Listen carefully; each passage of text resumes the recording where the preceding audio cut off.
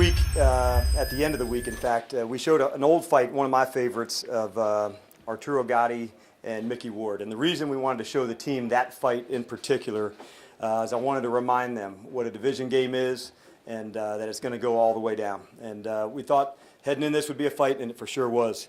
As I look back and watched as the game unfolded, there's plenty of things for us to correct and clean up, and we will.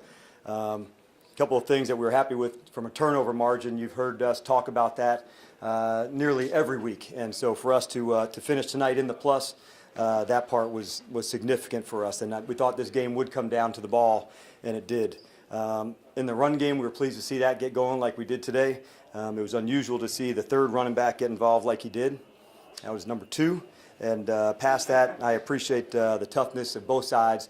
This was going to be a hard-fought game, and it certainly was. So that's what we expect from the division games, and that's certainly what we got tonight. So lots of things for us to work on, and that's what we'll continue to do to be the best version of us. I'm glad to open up for your questions regarding the game and this week.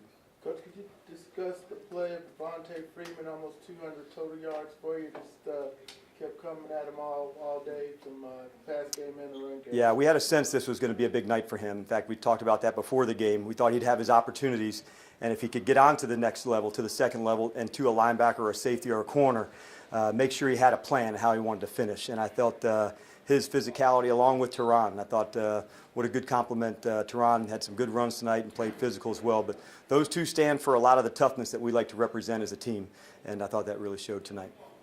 And getting that out of Matt, you ready to put in some read option now? Yeah, I don't know about that just yet, so we'll keep handing it off to the guys as often as we can. But I was really proud of the fight they had, and Matt did extend some plays tonight on some drop-back stuff, and some of the fouls we had were self-inflicted tonight, where we thought we could extend some drives and kick this out. We overcame a few, but those are the things that we know we can clean up. Going back to Devontae, you often talk about his versatility and him being a receiver. For you guys, he had 5 catches for 68 yards today. How much did you think that played a factor in him being able to get going?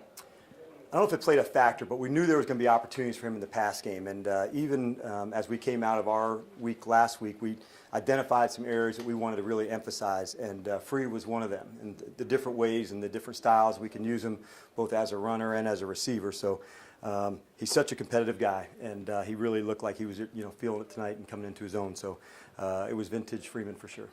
The Bucs were banged up in this game. They had a lot of injuries tonight. They hung in there. Could you talk about just the challenge they gave you tonight? I really commend them on that. And when you're on that side of it, when things go down, it requires you to battle and harden, and they certainly showed that even coming into the game, without some guys. And I thought their players stepped up and battled, much like I thought they would. But I thought that really spoke to who they are as a team.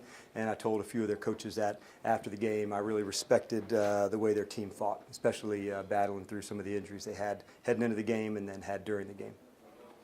Coach, last year it seemed like the team played fast and furious on offense. Tonight you had some long, sustained drives. Are we looking at just the chemistry between the offensive coordinator and the offense just gelling at this time? Well, we like when we have chances to extend, and when we play better on third down, and tonight was another example of that, that's when we're able to sustain and get some of the long drives. And so that's what we're going to continue to work on. That's really Matt at his best, almost, the crowd loud into it. Here's a blitz, it's third down and all on it. He's that type of competitor and certainly likes those moments. But he allows us to do a lot of things at the line of scrimmage based on his knowledge of the system and getting us into plays that we like. So I think that's a byproduct of both those two, really having a clear understanding of how we want to go to attack. Matt's one of those players that you can tell he puts the work in. When he comes to the game time, he's ready. He's put the week in, the work in all during the week, and I thought that showed. Coach Matt Bryant, talked about him at 57 yards. Yeah, I know you always talk to him before the game, and he always kind of has a feel for his distance. What did he tell you before this game? Well, we knew the long one here was 62, I believe, for him. And in fact, I was talking about his vintage Bryant story where Gruden had come to him on the sideline and said it was 62 yards. And in typical Matt Bryant fashion, he said, "What do you think?" And he said, "You got any better options?" I got it. And he went in and went after it. So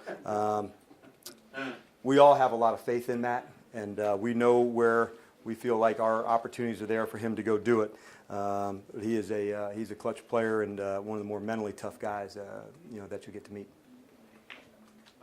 Thank you, guys. All right, safe trip back. Talk to you tomorrow.